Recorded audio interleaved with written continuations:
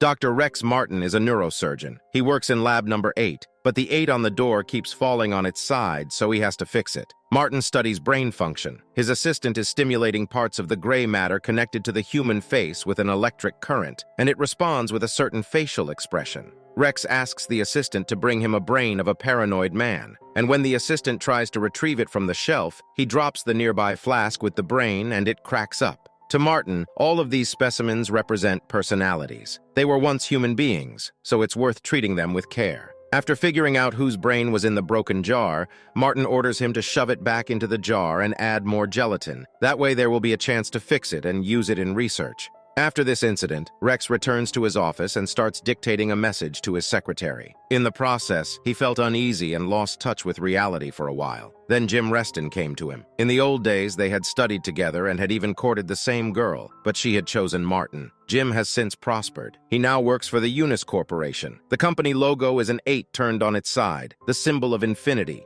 Jim gets into trouble. A scientist working on a secret project went crazy and killed his whole family. He became paranoid and was admitted to a mental hospital. Jim suspects that this scientist, John Halsey, is simulating. He asks Rex to visit him and find out how insane he is. Martin doesn't want to mess with Eunice, and living paranoiacs are not his area of expertise. He works exclusively with the brains of dead people. Yet Jim hints to his friend that he will have a chance to get into the skull of a living patient, and such an opportunity does not come along every day. So, Martin agrees. He goes to the clinic to talk to Halsey, and he seems insane. Halsey believes that Rex was sent by a certain Conklin who sells mattresses, and that Halsey himself worked for Conklin as an accountant. Dr. Martin asks his permission to run some tests. Halsey doesn't mind, and Rex tests his brain on the computer. He compares the image he gets with the results of the tests on paranoid people and concludes that Halsey is not a faker. He actually is insane. Martin tells Jim about this, and he offers to conduct the surgery. He urgently needs to get information out of Halsey's head about the research he has been doing. Or, if it cannot be done, he is ready to get rid of him so that the information is not obtained by competitors. Surely Jim is not going to kill Halsey, but he can undergo a lobotomy. Martin says it would take him at least 4 years for testing since such brain surgery is a huge risk. Yet Jim wants immediate results. He says that if successful, Rex will climb the career ladder as a professional. Jim convinces his friend to conduct the operation,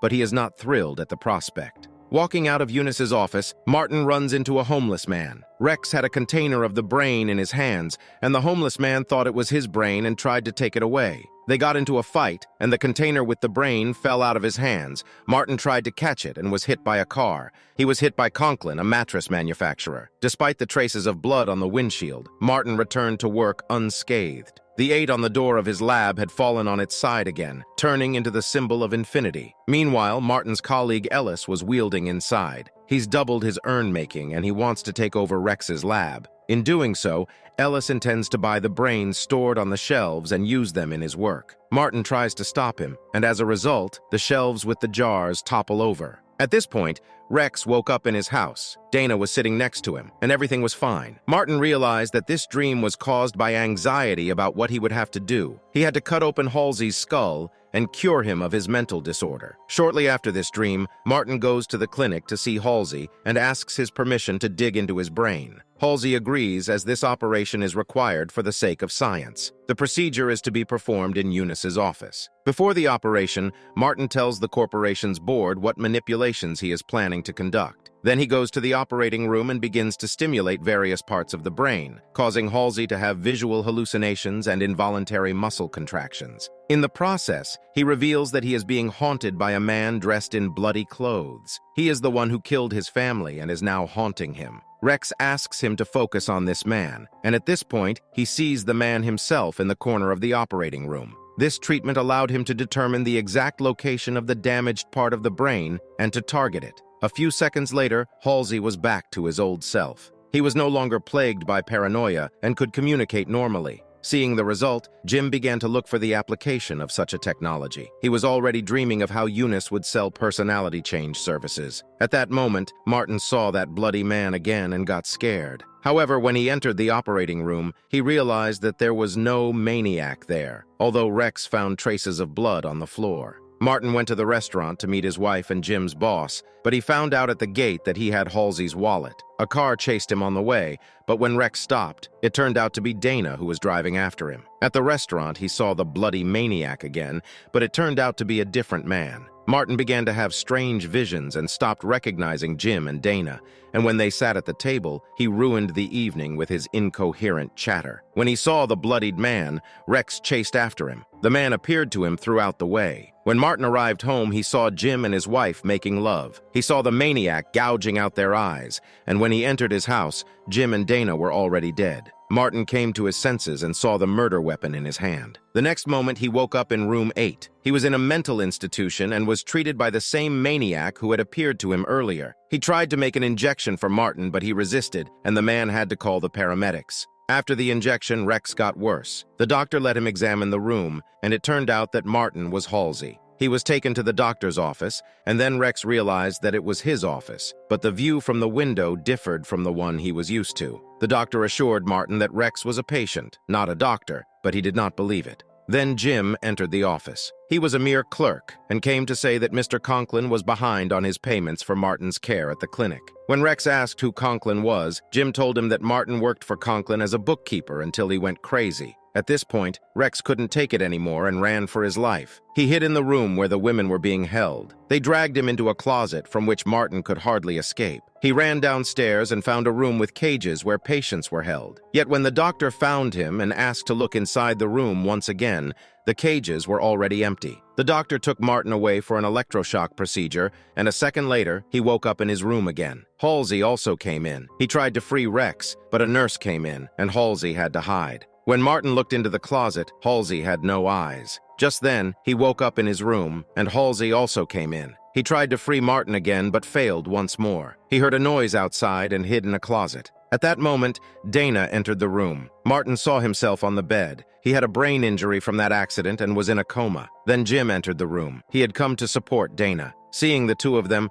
Martin went to check on Halsey in the closet but fell. The door opened a passageway to the sky. Martin clung to the floor of the hospital and screamed. Jim heard him scream and went to the door to check where the source of the sound was. Finding nothing, he walked away, and Rex plummeted into the ocean. Halsey was already waiting for him in the water. The latter explained that they were inside his brain. Right after that, Halsey is killed by a monster from the depths of Martin's subconscious, so he swims ashore, waking up on the sidewalk outside the restaurant. He goes to his office and finds a chalkboard covered in equations. At this point, the phone rings, and the caller calls him Dr. Halsey. Martin doesn't believe him, but then sees certificates with Halsey's name on the walls. He walks out of the office and sees the men who have come for him. Rex hides and then escapes from them in an elevator. He meets Ellis in the cabin, and he likewise claims that Rex is Halsey. On his way out of the building, Martin meets the homeless man who caused the accident and then sees Jim and asks for his help. In the car with Jim sits the same bloody maniac, but Jim tells him that the maniac's name is Conklin,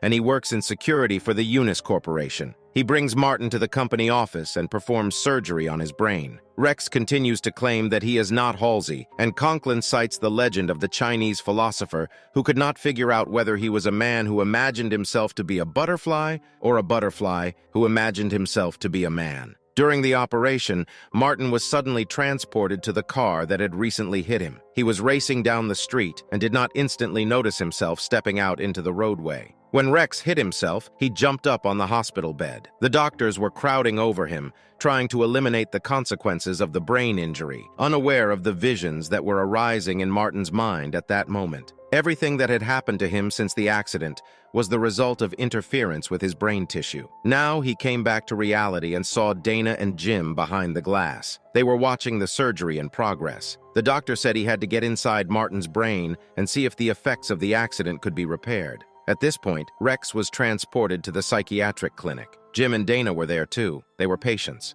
Martin went into the bathroom and removed his bandage and then his wig. He cracked open his skull and saw butterflies there. While Martin was observing them, he heard voices coming from the operating room. The doctors were talking about a brain hemorrhage and that Rex would not survive. Finally, he stopped breathing, and as the surgeons left the operating room, a butterfly appeared on Martin's head. It was his soul, or maybe it was his soul that dreamt it was human, and when he died, it woke up and became a butterfly again. Even after death, however, Martin continued to live. He could not understand where he was. His brain was placed in a jar of liquid and would be experimented on. Realizing that he retained the ability to think, Martin was quite surprised. And when the lights went out in the laboratory, his jar glowed for some time as if it were the only one that retained bits of consciousness.